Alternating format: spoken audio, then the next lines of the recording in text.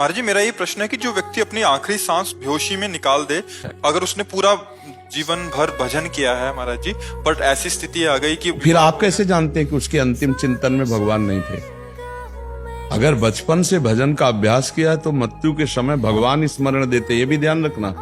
जवानी जिसकी भजन में गई है, बुढ़ापा उसका बड़ा मंगलमय होगा। बचपन से जो भजन कर रहा है तो खोपड़ी, जैसे कोई कहता है कि हमारा भजन नहीं होता, तो हमें लगता होता क्या तुम्हारे दिमाग में, आगे भजन नहीं होता?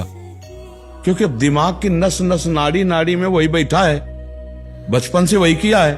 तो भजन करना थोड़ी है, जैसे दिल धड़क रहा है हम धड़का थोड़ी रहे, पलकें झपक रही हम झपका थोड़ी रहे, ऐसे भजन हो रहा हम कर थोड़ी रहे। तो अगर जीवन भर भजन किया तो अंतिम समय भजन क्यों नहीं होगा?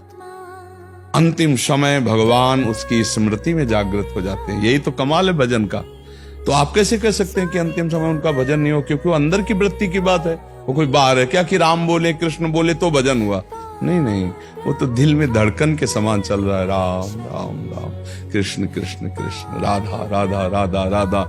और हमारे ठाकुर जी कहते हैं कि जो जीवन भर मेरा भजन करता है, अंतिम समय मूर्छा में यदि वो मेरा स्मरण न कर पावे तो मैं उस समय स्वयं प्रकाशित होता हूं। क्योंकि जीवन भर मेरा भजन किया है, अब अंतःमति सो गति, तो उस समय मैं स्वयं प्रकाशित हो जाता हूं। भजन